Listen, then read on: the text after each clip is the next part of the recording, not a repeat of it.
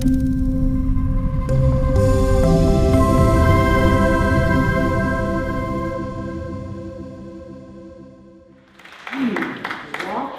the world, unconsciously apologizing for everything. The actual need for apologies is very infrequent in our lives. But we don't think about it. We simply apologize constantly. We apologize with our loved ones. We apologize with our friends, even on the street with strangers and our colleagues at work. And it's all unconscious language that I want to wake you up to and give you some alternatives that empower you. Consider this. Unconscious language. Conscious language. The only thing we have to fear is fear itself. Unconscious apologizing? I'm sorry. I have to say this. I don't think we should be as afraid of non-fear things as maybe we are. I don't know. I feel like I'm rambling. Conscious language. I have a dream. Unconscious apologizing. I'm sorry, but as long as we're all throwing things out there, I had sort of this idea or vision for maybe the future, and I don't know. Yet it's so true. We do this all the time, unconsciously, automatically, and it has a tremendous impact on our success, our creativity, and our self-expression. So consider the times you walk into a full elevator and you say, I'm sorry. Or, I don't know if this has happened to you, but I've run into somebody, I did it this morning, and then I go, sorry, here you go, you do it again. Or you have something to say in a conversation or a meeting or an email, but you don't say it straight. You soften it with things like just, or hey, this might not be right, or I don't know, but maybe, or something of that ilk. Or you say what you want to say, but the vocal tone you use has an upward lilt at the end, like you're questioning what you're saying. Has that ever happened to you? Like that. Or you hold yourself some way that is protective and small. It is devastating to us. And we do this all the time, and if you observe yourself and others, you will see it happening hundreds and hundreds of times. So you might wonder, why do we do this? Well, Beverly Engel, who is a psychotherapist and the author of The Power of Apology, did research. What her research revealed is that when parents teach their children to apologize for everything, even things like spilling the milk that they don't need to apologize for, or when they teach them that apologizing is polite, their kids grow up to be adult over-apologizers. Or if you've been abused, you will apologize to stave off the possibility of someone getting angry, even though you're not in that situation anymore. Another very common reason for over-apologizing is fear of conflict. Now, here's the funny thing about conflict, or what we call pushback. Why are we all so afraid of it? It is simply a conversation, and we can survive conversations. There's no real threat, but threat is ingrained in us at the level of brain neural patterns. So what happens is, when you are very young, and there is a threat, your brain gets triggered. And your brain serves up a chemical cocktail. And we're not talking about a lovely margarita with salt on the rim. Oh no, we're talking about a nasty cocktail with things like epinephrine and cortisol. And it triggers the reptilian response in your brain that we know as fight, flight, freeze, or appease reaction. Then it's a lifetime of subconscious reminders of the threat over and over and over again. And it's all unconscious.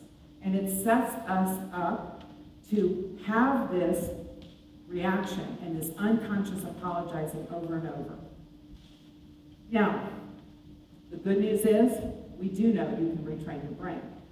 See, I once had this colleague, Kate, and anytime I would say anything that was the least bit corrective, Kate would overreact. I mean, sweating, overreaction.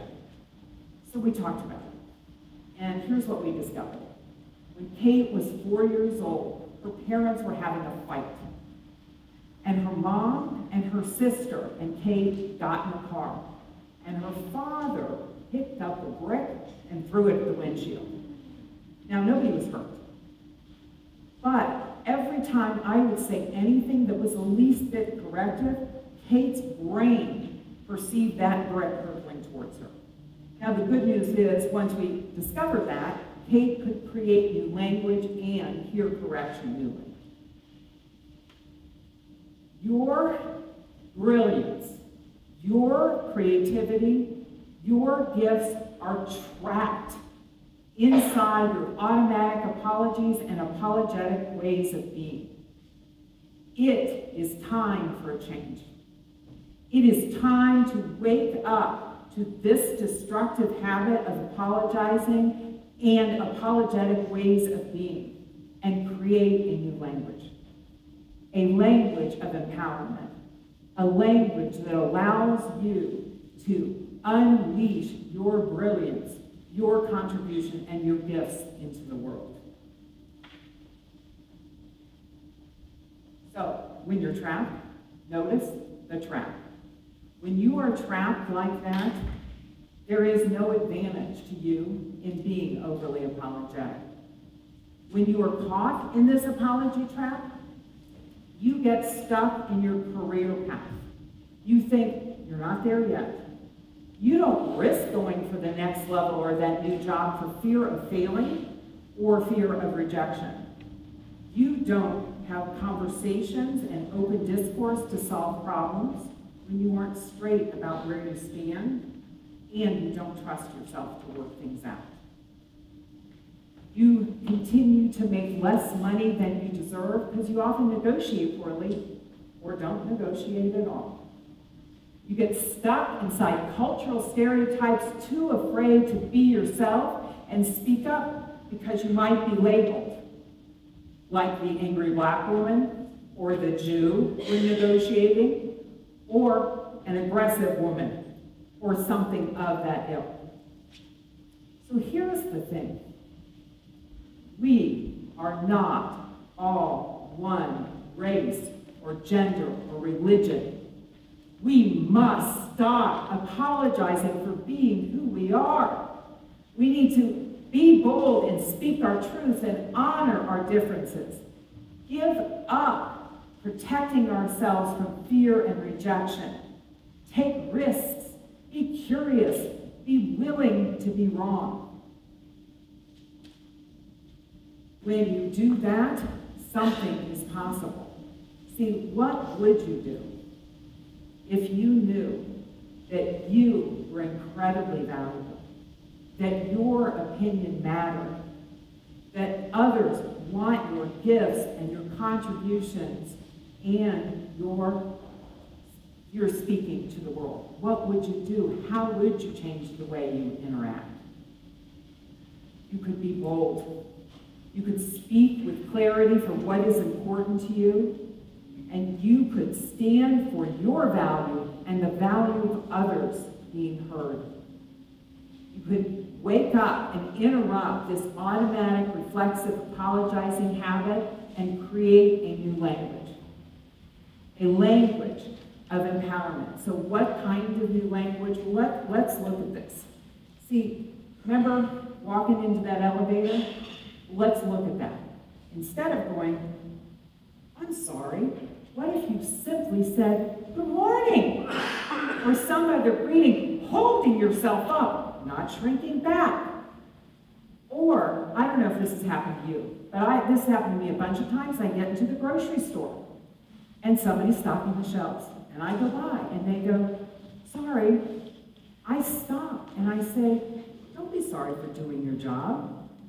See, what if they simply learn to say, can I help you get something I'm in front of?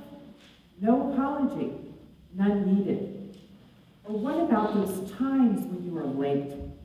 You simply say, sorry, fine, acknowledge your lateness, but how about saying thank you for your understanding? And if appropriate, offer to do something to make up for your having been late. Imagine a world if we began to interrupt what we had to say and created a whole new language. We could be proud, we could speak up, we could honor ourselves, we could be who we are. See, breaking free of the apology trap requires you to interrupt all of those areas, every single one of them, where you are tied up and you are apologizing and you're automatically apologizing. You must embody being confident in your tone of voice. Give up the lilt at the end of your sentences. In your writing, don't sugarcoat anything. Be straight, make bold statements and powerful requests. You must embody being unapologetic. Unleash your brilliance, your creativity, and your self-expression. Be boldly you. Be all of you. Let people know you, see you, all of it.